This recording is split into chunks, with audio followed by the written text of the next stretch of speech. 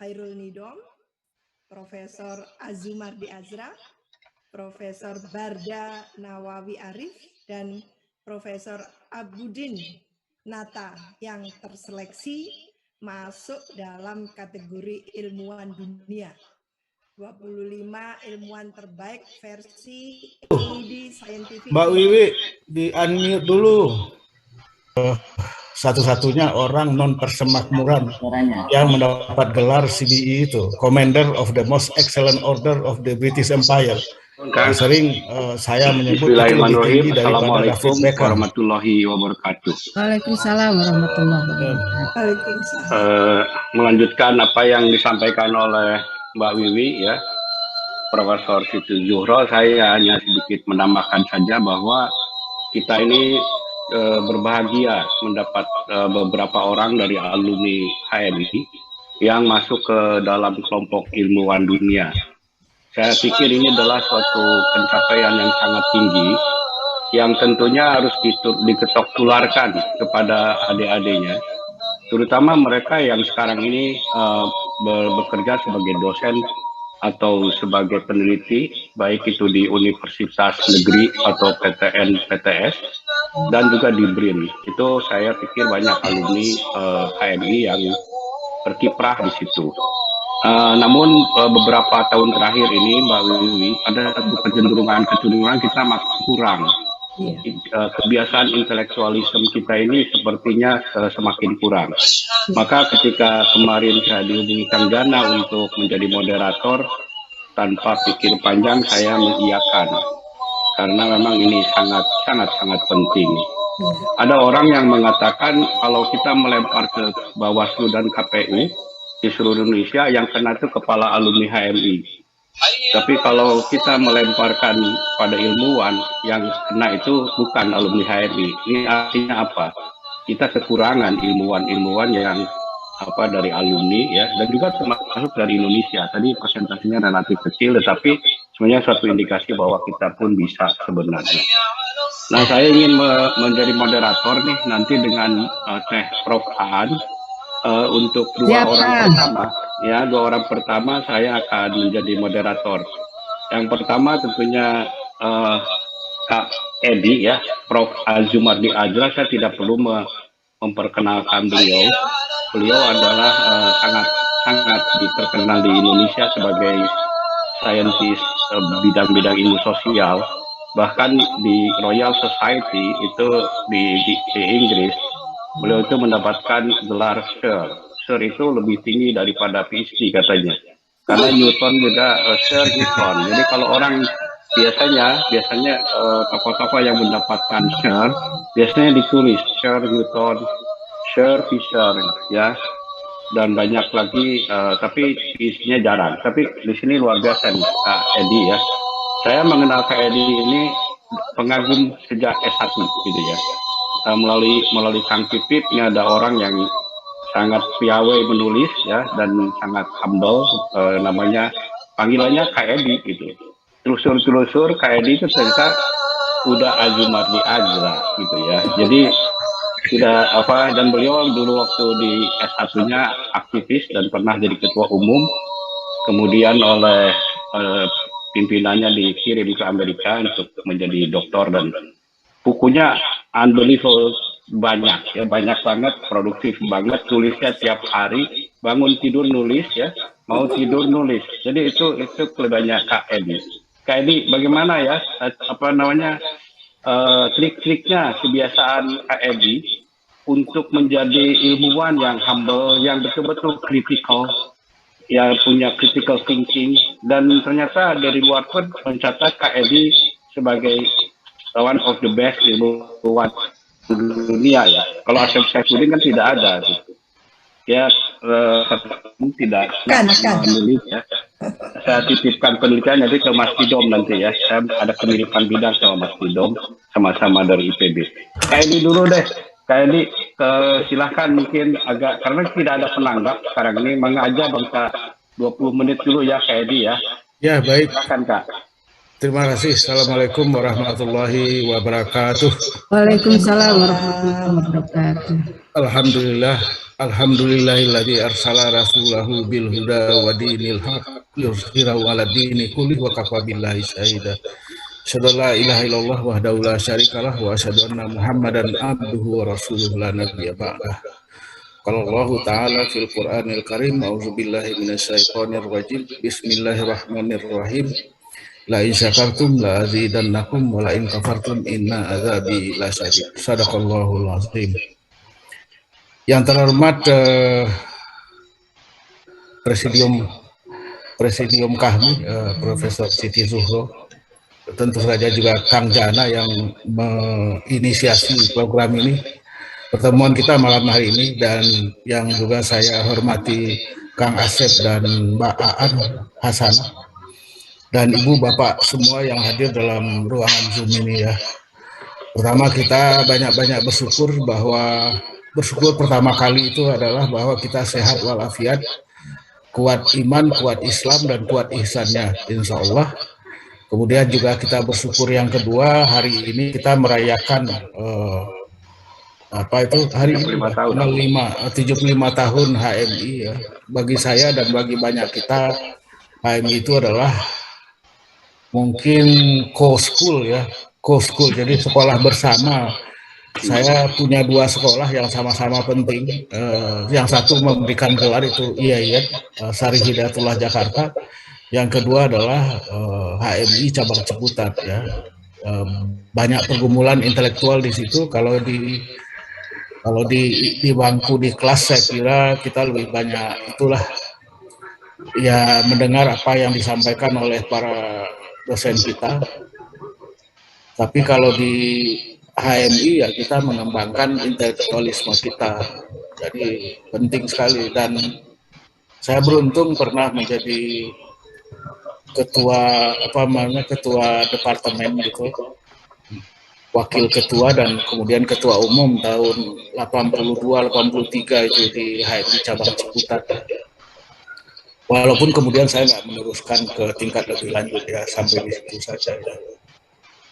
Jadi itu syukur kita pada hari ini bahwa sekolah HMI itu sudah melahirkan banyak sekali kader ya, banyak sekali ilmuwan, banyak sekali aktivis, banyak sekali pemimpin itu yang bergerak dalam berbagai bidang, baik di ormas maupun juga di pemerintahan. Apalagi ya kalau Cak Nur pernah bilang bahwa tahun 1980-an itu adalah masa bermulanya intelektual boom ya, ledakan intelijensia atau ledakan kaum intelektual muslim.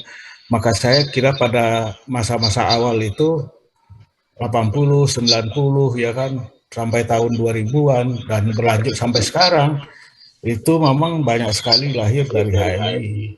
Karena HMI ini masih satu-satunya mungkin dari banyak organisasi mahasiswa yang proses kaderisasinya terus berlanjut sampai sekarang.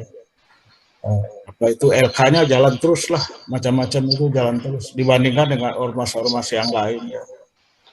Saya bersyukur bahwa mungkin 3 tahun yang lalu, ketika Menteri Ristek Diktinya itu Pak Nasir, saya bilang kalau kita ingin kampus itu bisa berkembang lebih baik, ya kan, tidak ada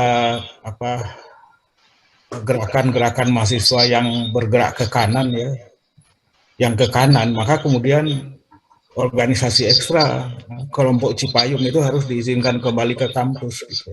Maka alhamdulillah itu diterima menjadi kemudian kelompok Cipayung Plus yang untuk pertama kali ya di Gajah Mada dan di UI, ketua BEM-nya itu, presiden BEM-nya itu dari HMI. Jadi luar biasa itu. Nah, ini juga patut kita syukurilah gitu. Nah, saya memang kadang-kadang orang juga susah untuk merumuskannya gitu ya. Kalau dari sudut gelar resmi ya, pendidikan resmi, saya sebetulnya orang humaniora sebetulnya, sejarah ya. Jadi saya belajar S2-nya itu di Columbia, di New York City, di Manhattan. Itu S2-nya itu adalah dalam bidang budaya Timur Tengah, Middle Eastern Cultures and Languages and Cultures gitu. Itu jelas bidang humaniora, humanitis. Kemudian PhD-nya adalah dalam bidang sejarah, itu juga humaniora atau humanities. Jadi sebetulnya saya by training ya secara pendidikan ya humaniora gitu. Nah, tapi memang saya mungkin orang yang belajar sejarah ya kuat dalam bidang sejarah, tapi juga banyak menggunakan teori-teori ilmu sosial, dan ini memang sejak dari dulu, sejak saya aktivis dan kemudian banyak diskusi di LP3IS ya dengan Mas Dawam, termasuk juga Kak Fahri Ali dan seterusnya, itu memang banyak sekali kita menggunakan berbagai macam teori ilmu sosial, baik terkait dengan politik, dengan ekonomi dan sebagainya. Jadi saya beruntung belajar sejarah, tapi kemudian banyak dibantu oleh ilmu sosial gitu. Kira-kira begitu ya.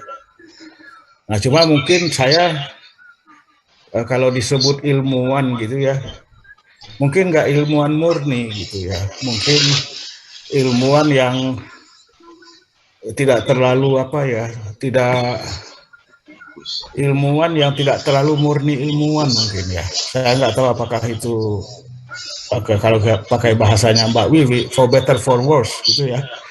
Nggak tahu saya itu apakah tidak murni ilmuwan itu maksud saya di birokrasi pemerintahan itu birokrasi universitas saja 18 tahun ya. 2 tahun jadi wakil rektornya Pak Kures Shihab, kemudian 8 tahun jadi rektor IAIN dan UIN, IAIN sampai 2002, kemudian UIN 2002 sampai 2006. Itu sudah 10 tahun, kemudian 8 tahun lagi jadi direktur pasca 2 kali periode.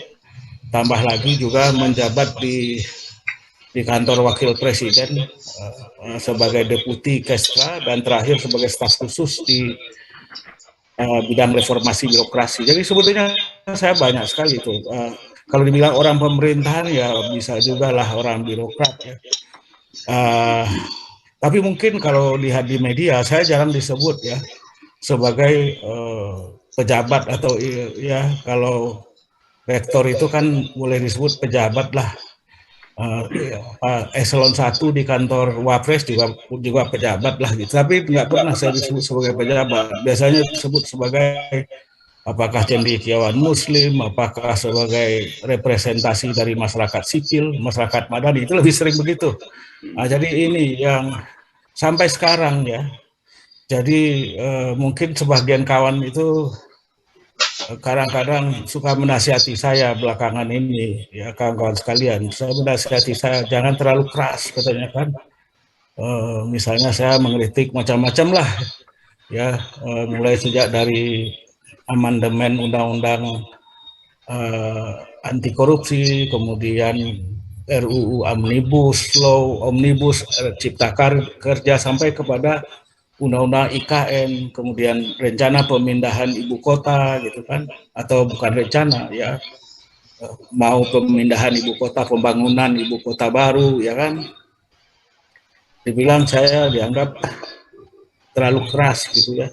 Jadi ya sudahlah, ya saya juga bilang ya saya tidak punya beban apa-apa, hanya ingin menyampaikan aja, menyampaikan pesan-pesan ya mungkin oleh sebagian orang nggak bisa disampaikan gitu ya, mungkin nggak karena berbagai alasan tertentu nggak mau menyampaikannya gitu, kira-kira udahlah saya mewakili untuk menyampaikan gitu ya.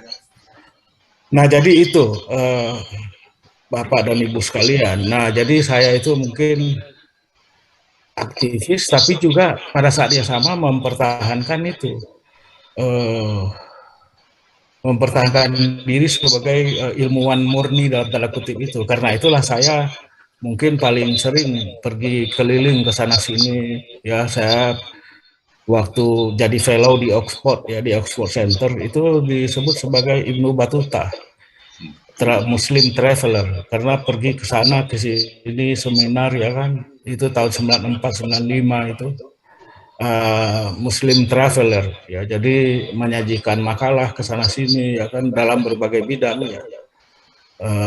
Mungkin bidang asli saya itu sebetulnya jaringan ulama, itu disertasi saya ya. Tapi kemudian meluas kemana-mana ya kan, sampai ke bukan hanya soal politik tapi juga soal sosial budaya dan sebagainya ya.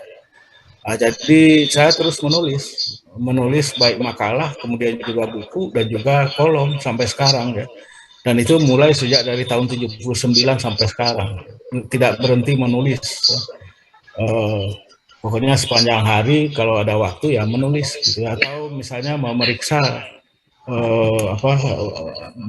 membaca dan kemudian memeriksa, misalnya itu ada yang minta melakukan assessment promosi orang menjadi profesor misalnya di Malaysia, misalnya di UM atau UKM Malaysia, atau di University Islam Antarbangsa atau di Australia misalnya. Jadi banyak habis waktu untuk itu.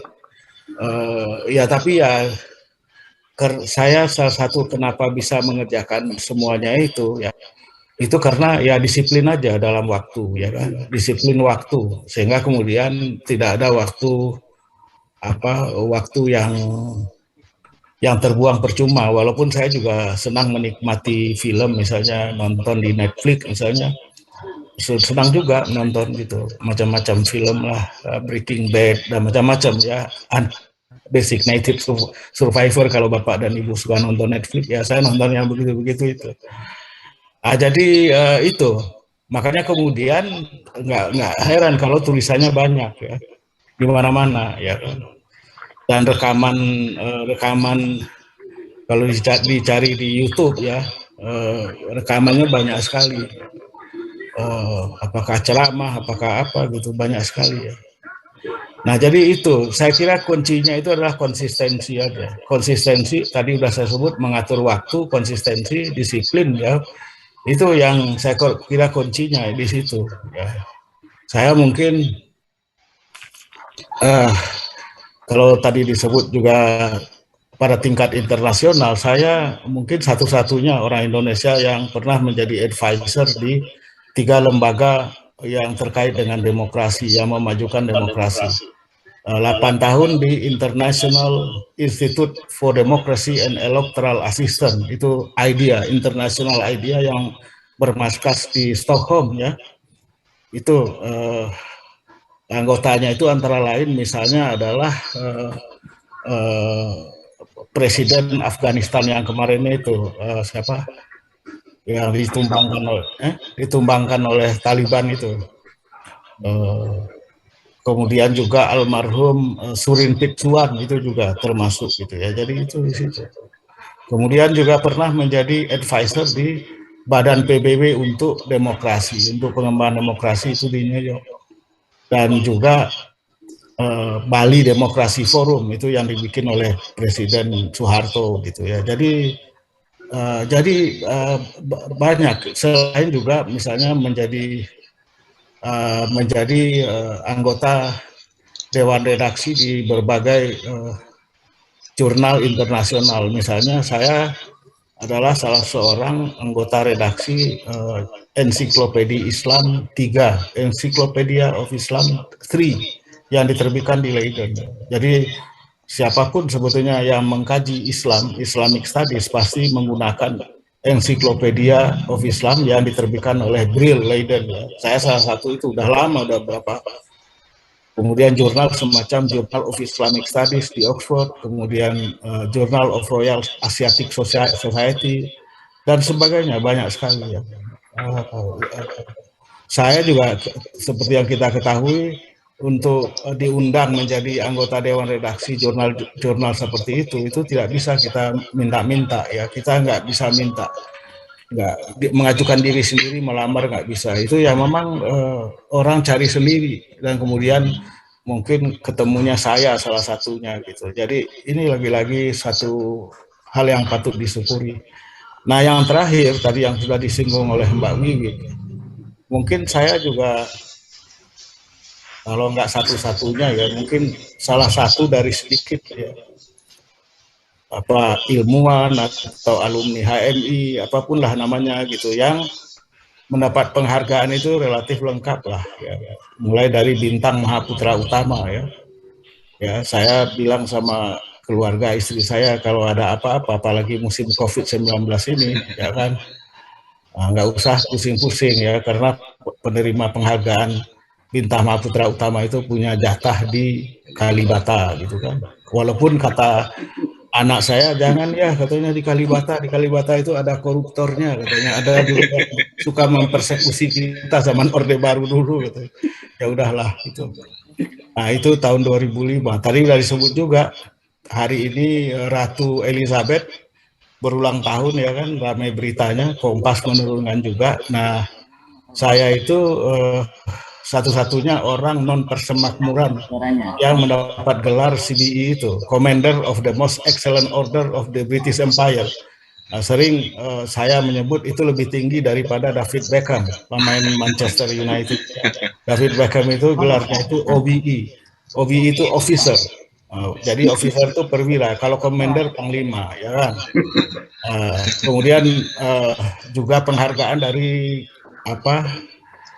Kaisar Jepang Akihito dan Shinzo Abe, Perdana Menterinya, tahun 2017 itu juga penghargaan yang tertinggi, the Order of the Rising Sun, ya, itu karena matahari terbit ya. Tentu saja juga dari lembaganya Mbak Wiwik itu, jangan lupa itu LIPI ya kan, Sarwono, apa itu namanya, Sarwono. Sekarang mungkin sudah nggak ada itu Sarwono Award ya, ada uangnya itu award itu, jadi berapa sih, 150 juta atau berapa gitu. Saya juga yang punya hadiah ada uangnya itu ya, misalnya juga cendekiawan berdedikasi itu dari Kompas, atau dari Ahmad Bakri Aqua Award juga ada duitnya, dan kemudian juga Fukuoka Award itu juga banyak duitnya. Makanya kata kawan saya namanya Jimli Asidiki, ya, kok Anda melulu yang dapat nih, Anda aja nih tambah kaya ini katanya, kantong banyak. Bagi-bagi dong ya, kata dia. Ya saya bilang saya nggak tahu, ini nggak bisa, saya kan nggak mengajukan diri sendiri, orang sendiri yang membeli dan ada duitnya, ya mau bagaimana lagi gitu kan. Ya ada uangnya ya. Fukuoka itu uangnya cukup besar, dan pernah juga saya dapat uang dalam jumlah besar dolar dari di Asia Foundation pada waktu ulang tahun ke-50 ya. Ulang tahun ke-50 itu ada uang dolarnya juga banyak, itu lumayan. Jadi itulah Bapak dan Ibu sekalian, jadi mungkin saya tidak terlalu tipikal ilmuwan ya, mungkin ilmuwan yang dibayangkan itu, yang kebayang nama orang itu kan mungkin ilmuwan yang kerjanya di lab atau di perpustakaan, atau kerjanya ya kalau pakai istilah kampus di Menara Gading gitu ya, mungkin saya nggak tipikal seperti itu ya, jadi mungkin dalam hal itu mungkin tidak perlu juga diikutilah gitu ya, karena tidak mewakili ilmuwan yang mungkin gambaran ilmuwan yang sesungguhnya diharapkan. Jadi itulah kawan-kawan semua, Bapak dan Ibu semua, yang pengalaman saya ya, untuk ya bersyukur dan kemudian juga memanfaatkan ilmu yang ada itu untuk kepentingan publik, kepentingan masyarakat ya, secara keseluruhan kalau bisa, itu saja. Karena saya juga mungkin salah satu dari sedikit orang Indonesia yang banyak yang juga menjadi anggota penasehat ya di beberapa universitas sejak dari udah lama juga. Semalam juga sampai jam 11:30 rapat Dewan Penasehat CIS ya.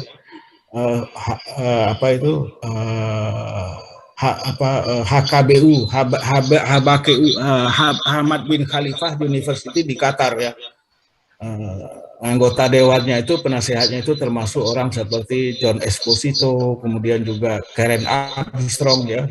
Nama-nama seperti itulah yang itu. Jadi saya bersyukur sekali bahwa apa yang telah saya capai, yang telah saya wujudkan ini mudah-mudahan bermanfaat bagi masyarakat ya, bagi mendatangkan kemaslahatan bagi kita semua. Demikian saja, terima kasih. Mohon maaf kalau ceritanya ini mungkin ya, nggak tahu saya, mungkin kata anak saya, putri saya, ayah ini ceritanya kok kayak narsis gitu ya. Nah, saya nggak bermaksud sama sekali narsis gitu ya, karena memang saya jarang bercerita mengenai hal seperti ini, tapi karena Mangkanjana minta, ya sudahlah. Ini justru sangat inspiratif. Ini pertama kali ini Kak Edi memaparkan secara personal gitu, luar biasa ini Kang Prof. Asep nih. Iya. Terima kasih. Assalamualaikum warahmatullahi wabarakatuh. Waalaikumsalam. Luar biasa. Kita berikan aplaus dulu nih buat ini. Udah Azumardi aja Kak Edi. Jadi sangat inspiratif Kang. Jadi intinya produktivitinya Kak Edi itu yang akhirnya menjadi catatan dari berbagai institusi baik dalam dan luar negeri yang menyebabkan Kak Edi berada di posisi sebagai advisor atau commander dan lain-lain, termasuk juga yang beruang itu. Jadi saya pikir itu efek saja ya, dampak saja dari produktivitas Kak Edi. Kak Edi tadi ada yang bertanya ya. Kang Prof. Mana? Ini yang menarik justru ini dari banyak pertanyaan ini.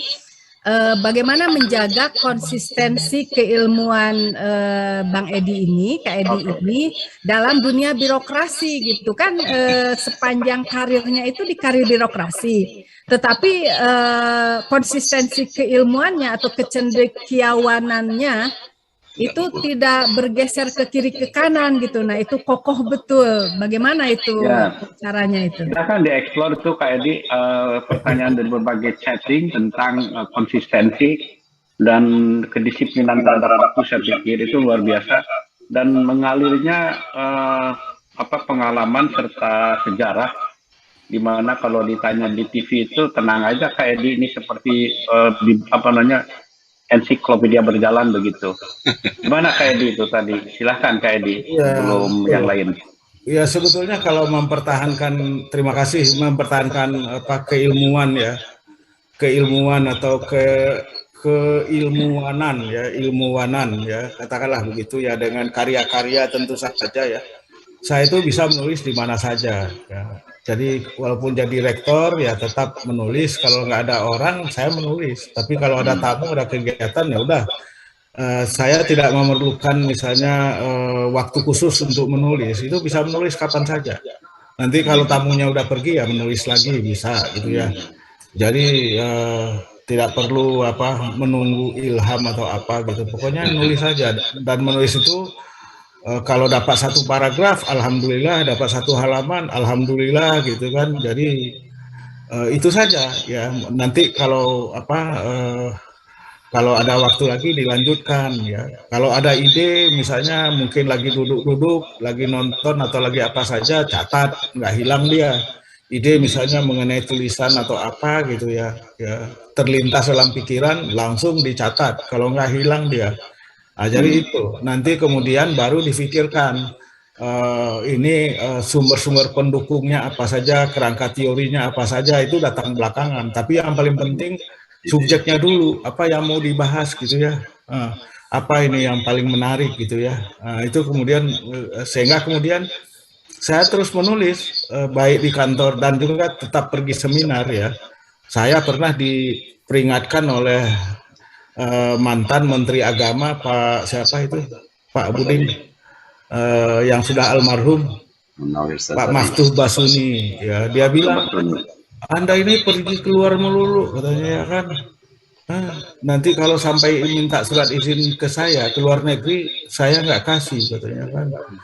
Nah cuma saya dibantu oleh Sekretaris Jenderal Kementerian Agama namanya Profesor Faisal Ismail ya.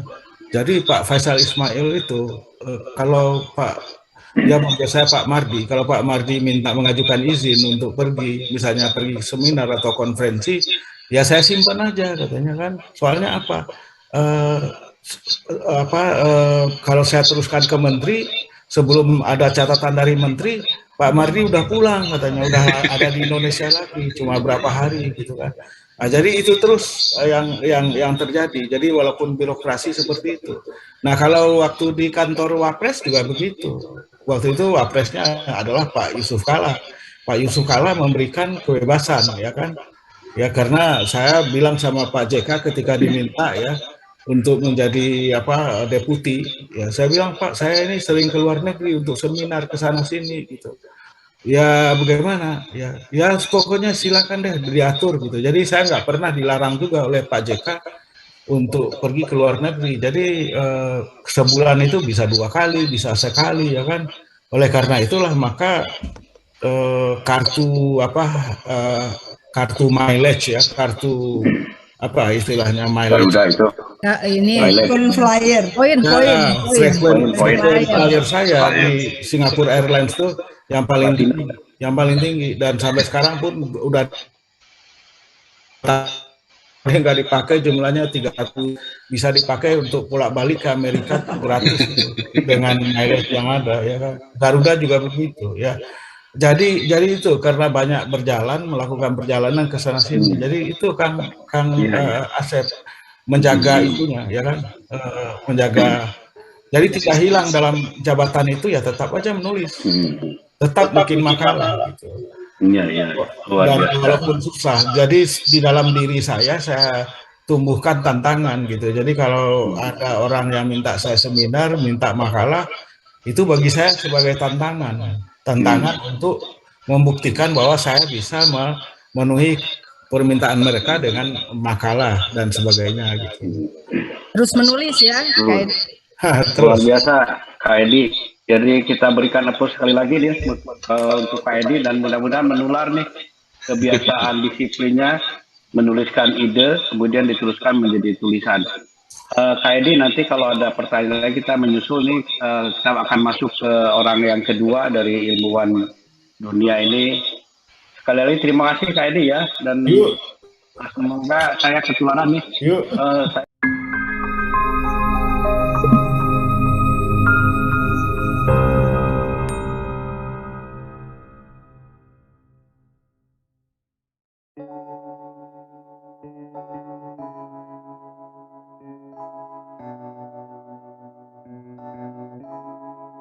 Feels like love, Cupid made a shot.